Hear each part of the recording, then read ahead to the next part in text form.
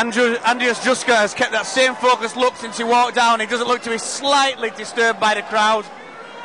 Oh, he's got a very cold face, hasn't he? He doesn't look flustered at all. Yeah, a bit of that Ivan Drago kind of look about him, isn't there? I must break you.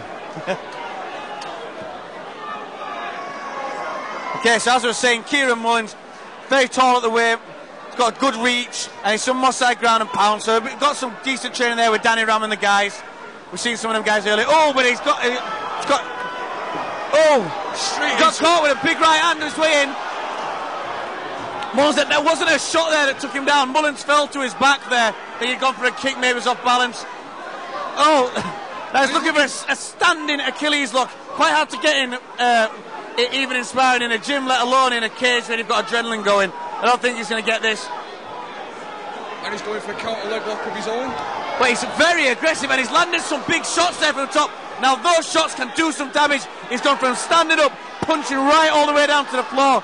Those are some big shots. So he's got his full body weight plus gravity. Certainly, I mean, they are heavy shots with little MMA gloves on.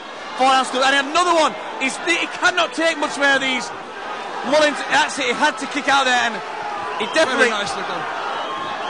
Yeah, what he needs to do now is impose himself on this fight, because at the moment, Andrius has come out, he's landed some big shots and he's managed to impose himself.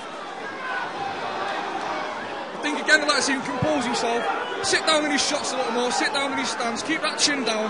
It's a big temptation to keep your head up and look at your opponent and try and look for every little thing that's coming, but you're much safer keeping your chin down. Certainly. I always tell my fighters, when you're fighting, be able to see your eyebrows, have your head down enough so you can see your eyebrows, you know your chin's down. A lot of fighters, especially in MMA as well, you need to keep your shoulders up. It's very important.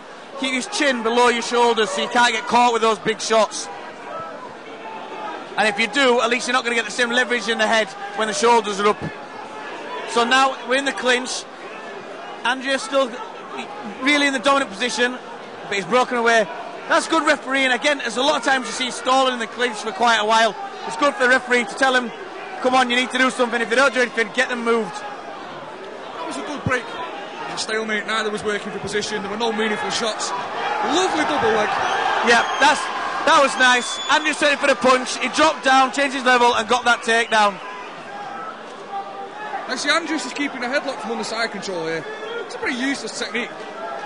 If Kieran was to come onto his left shoulder and drop his left shoulder onto Andrius' jaw, he can hit a Von Fu choke. He can actually use that strangling arm to choke his opponent out.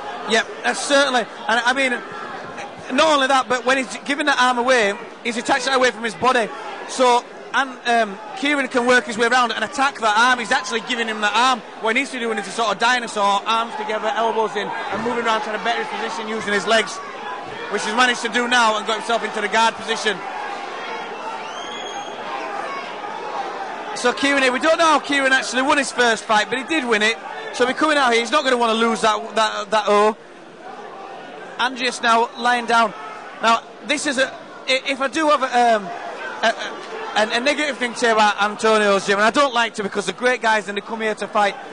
They do, there's often I've seen them and they win in the start of the fight and they get better and they can kind of fall flat and fail later on. They seem a lot happier on the feet, don't they? That's right, and I think that's because the fight stand, the winners at the start of the fight, because they get the standing, they land some decent shots. Once their opponent manages to recover and compose himself, then they start to get on top with a slightly better groundwork. And he's tapped. Yeah. That's right, so there, and that... Well, I didn't see that submission coming. It's very unusual you see somebody tap from underneath a scaffold like that. Yeah, well, that's exactly what I was just talking about. I mean, they win the striking, they land some good shots.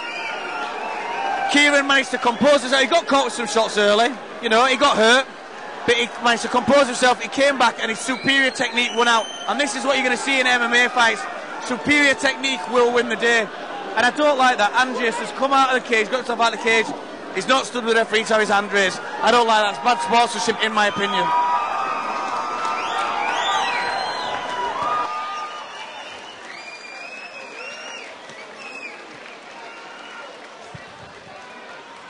Ladies and gentlemen,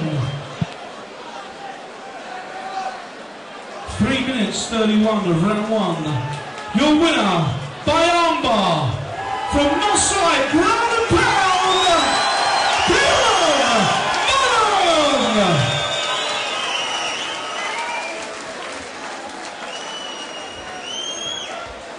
Right, he came out flying, didn't he? Didn't take that. Sure did. Bro, if you got you one of them, you're going to go. But I think more than one. He did well. If you look at these guys from Boston, like Gordon Pound, Danny Ram, Paul Gallagher, Kevin Morrison, you know, train hard, quite easy. Got all to thank for them. Oh, you did very well. Well done.